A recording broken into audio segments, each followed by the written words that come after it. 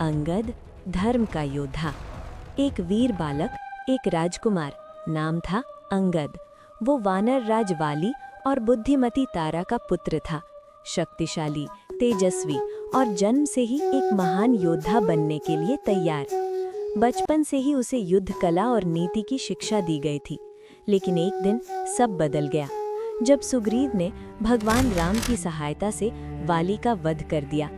एक बेटे के लिए अपने पिता को खोना सबसे बड़ा आघात होता है।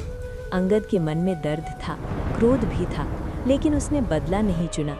उसने चुना धर्म और सत्य का मार्ग। वाली के बाद सुग्रीव राजा बने और अंगद बना किष्किंधा का युवराज।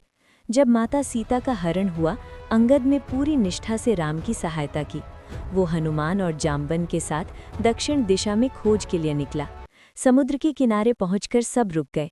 समुद्र कैसे जाएं? अंगद ने भी प्रयास सोचा, लेकिन समझ गया वापसी कठिन होगी। तभी जाम्बन ने हनुमान को उनकी शक्ति याद दिलाई और हनुमान लंका के लिए उड़ गए। फिर आया वो स्वर्णिम क्षण। युद्ध से पहले राम ने शांति का प्रस्ताव भेजा और दूत बनाकर भेजा अंगद को रावण के दरबार में। रावण ने अपमानित करने के लिए अंगद को आसन नहीं दिया, तो अंगद ने अपनी पूंछ से ही ऊंचा आसन बनाया और उसके सिंहासन से भी ऊपर बैठ गया। उसने कहा, सीता माता को लौटा दो, नहीं तो विनाश निश्चित है। इससे रावण क्रोधित हुआ। फिर अंगद ने अपना भारी भरकम पैर जमीन पर जमा दिया।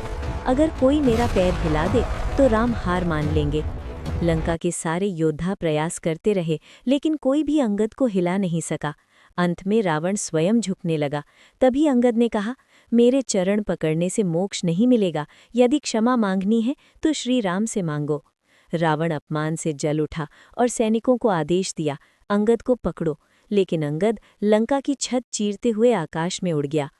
युद्ध में अंगद अंत तक वीरता से लड़ा और रावण पुत्र नरांतक सहित कई राक्षसों का वध किया। युद्ध के बाद राम अयोध्या लौटे और अंगद वापस किष्किंधा आ गया। माना जाता है कि सुग्रीव के बाद उसने लंबे समय तक न्यायपूर्वक शासन किया। अंगद हमें सिखाते हैं, सच्चा वीर वही है जो अपने दर्द से ऊपर उठकर सत्य और धर्म का साथ दे।